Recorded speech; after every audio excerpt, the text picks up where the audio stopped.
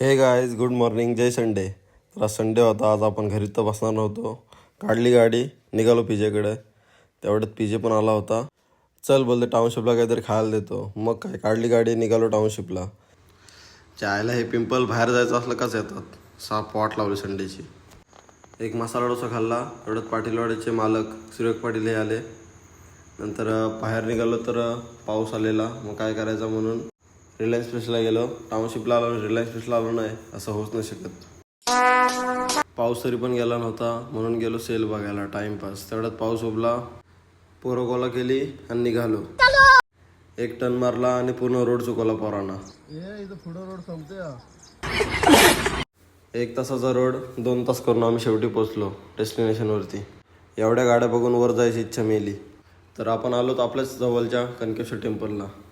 एक एवढीशी बॅग घेऊन जाताना फाटते आणि हा बघा बाहुबली चाललाय.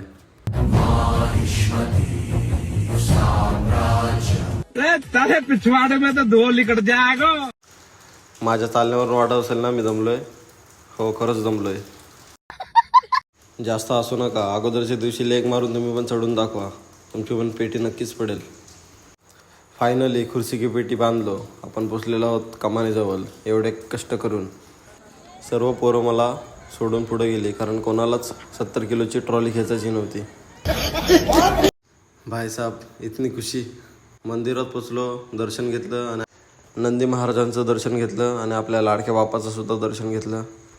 मंदिर बघत होतो, तेवढ्यात पाटणा हात लावून कोणतरी मुलगा पळाला. बघतोय तो माझाच भाचा होता.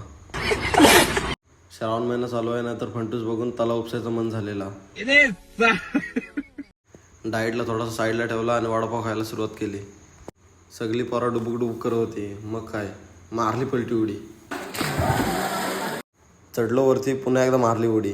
वरून हत्ती पडल्यासारखा पाणी हालत होता. आजच्या ब्लॉगमध्ये एवढाच. घरी जाऊन झोपतो. तुम्ही पण झोपा. ब्लॉग बघून झाला असेल, लाईक करा, शेअर करा.